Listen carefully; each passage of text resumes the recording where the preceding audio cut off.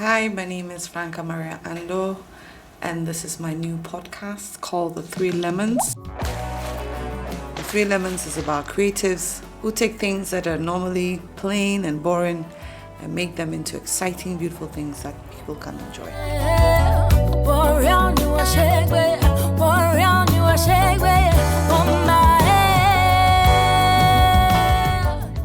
Hi, welcome to the Three Lemons podcast. Today I have as a very special guest, somebody who's a very dear friend, a sister, a fellow creative, and somebody that when I'm around, like, iron really sharpens iron. So I'm going to let her introduce herself because, she's quite capable of doing that.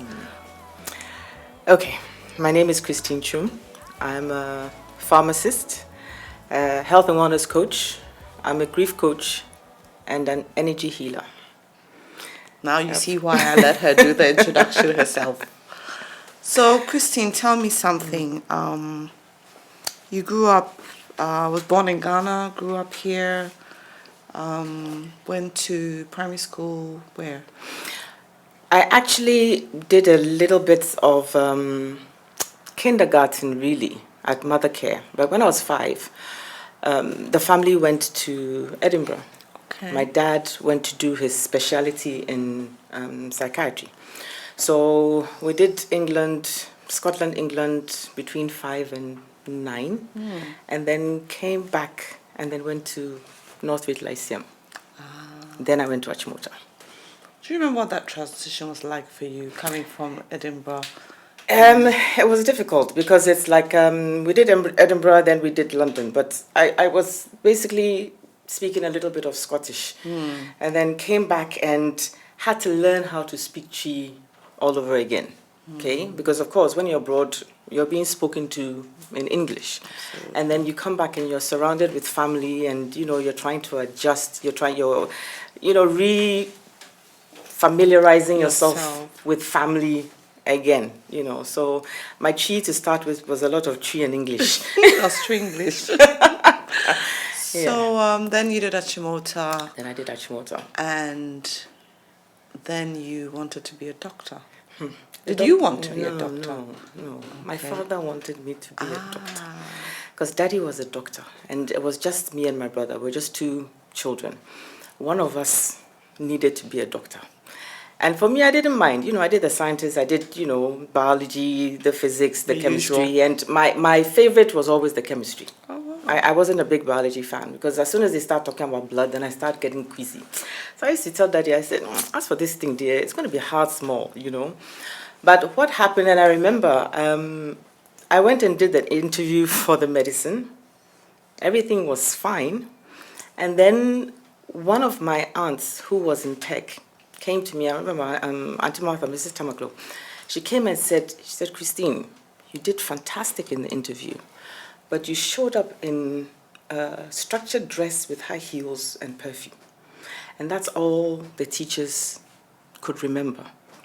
So if I were you, if you don't mind, why don't you do pharmacy? Because they might give you some problems.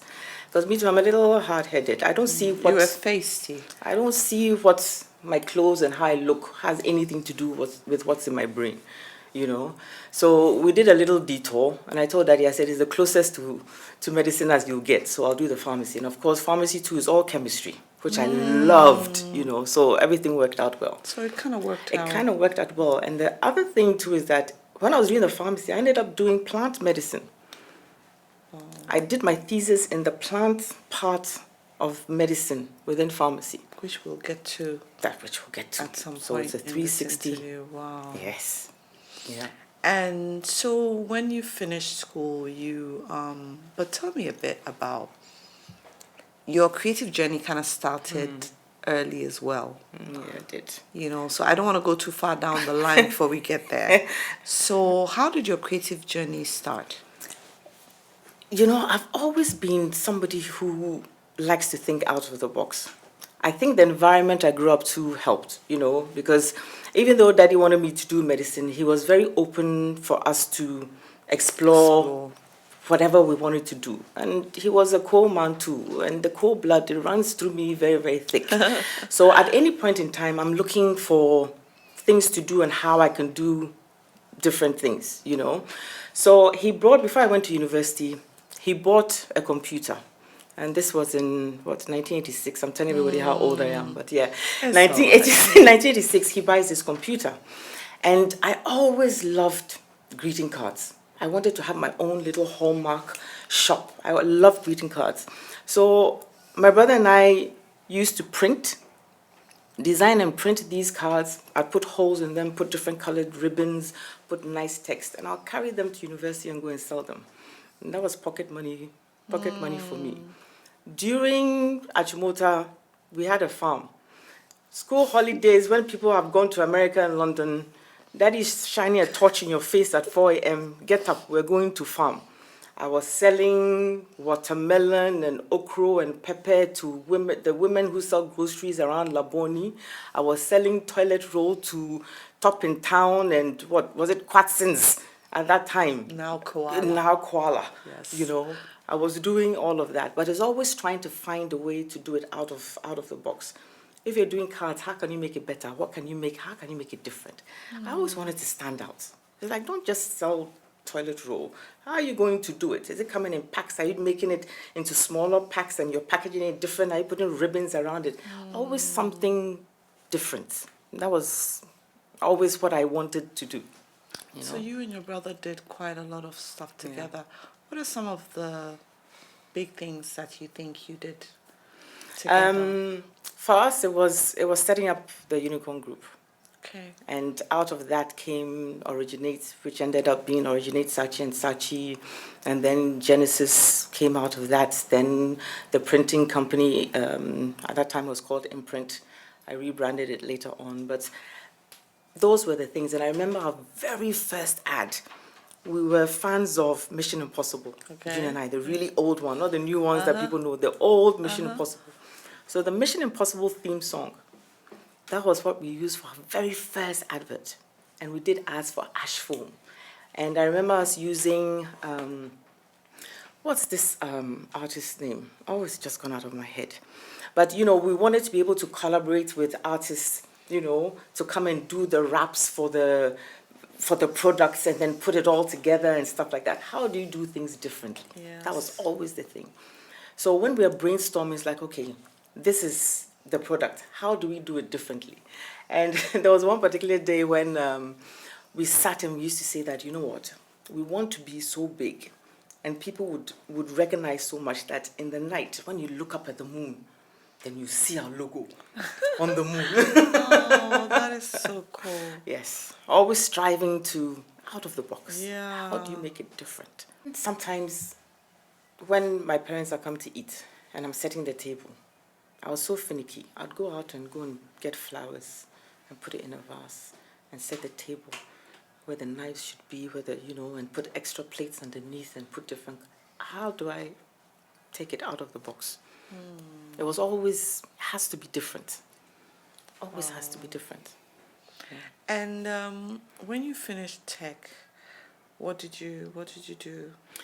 After tech, I had to do a year. I did my national service at 37 before tech. Daddy was the commanding officer of 37 Military Hospital. So after tech, I had to do a year's work before writing my professional exam. And then afterwards, I did some more work at 37. And I ended up setting up the retail pharmacy that's at 37 now. There was a hospital pharmacy, but same thing, Daddy and I would sit, we were cool people. It was like, you know what, I just finished a pharmacy degree. It's like, how do you generate money for the hospital? There are other ways that you can do it. So why don't we set up a retail pharmacy? People are coming in anyway, so let's set up a retail pharmacy. So it started at the accident and emergency ward. We put a pharmacy there, so that when people come in and they need something immediately, there's a pharmacy right there. That was clever. And I think now it's out of the emergency, it's in a different place. Okay. And then we met a group of South Africans who had come to Ghana and they were looking to set up a hearing center. It just happened to be at the right place at the right time. So I ended up being the first managing director of the Hearing Center. So it was the first hearing center in West Africa, all right, where we did all the hearing tests, we provided hearing aids, and I kind of pulled in an ENT doctor as well. So then if you had any other hearing problems, we'd be able to sort that as well. Yeah, okay. So that was interesting. Yeah, because I learned how to be a hearing aid acoustician, and then for me, it was really heartbreaking to see the number of people who had hearing issues. And sometimes it came from things that you wouldn't realize. So things like meningitis. And then your hearing is gone completely. But some of the things that stood out, especially, I remember we had a case where a mother brought her young son, and we checked his ear, and his ear looked completely blocked, okay? But we realized that after we washed it out, it was a piece of cotton that had been in this boy's ear for about 3 years, because he put a cotton bud in, pulled it out, and left the cotton in. The wool. Yes, in the ear. And then year after year, the wax just kind of built up around it and just blocked his ear. So he couldn't hear from that ear. As soon as we washed it out, it was fine. And that joy to, it's like the sound is coming into your ear again. It's like, oh my God, I can hear now. It was amazing. But it was really eye-opening. Yeah. And especially in Ghana, because there's a stigma with people who can't hear. Yes. But we don't call them deaf people. We call them, you're just hard of hearing, and there are different ways and different degrees of how you can hear. So there are different things that you can do to help them out. Yeah. Which was important. I mean, one of the things that I've always found interesting about your life is how you're able to also take situations and make them into something that is beneficial to other people. How did you get into this wellness coaching? It was after everybody died. I lost everybody within 3 years. Junior was gone, Mom was gone, Daddy was gone. And Mom and Dad, between 3 months, it was 3 months apart, And the week before Daddy died, he was a huge meat eater. He used to enjoy telling you that when he's eating meat, he's eating it by the kilo. His diet was meat and beer. That was Daddy. So a week before he died, I remember him asking, he looked at me, he said, yeah, do you think it's all the meat that I've been eating? And I'm like, you know what, I'm not sure. I don't know, So when he passed, I was like, you know what, maybe, I wasn't a big meat eater then, but I was like, let me just try and see. I did a week of raw vegan, 7 days, nothing cooked, fruit, vegetables, water, juices, smoothies. I lost 6 kilos in a week. I felt amazing, energetic, focused, clarity, felt all of that. But I think the other thing too was, especially for my brother, I could always see myself doing a TED Talk, which is still on my bucket list, standing on a stage with a microphone, talking about my journey through grief, talking about how I went through losing Junior, right?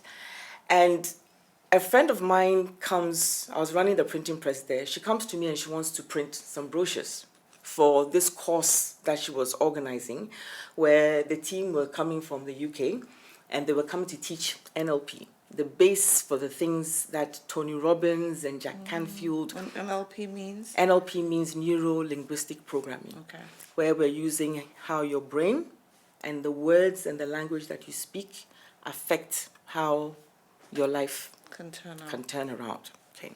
So then, I was like, you know what, let me just do this course. And after doing it, I'm like, whoa, now I can use what I've learned.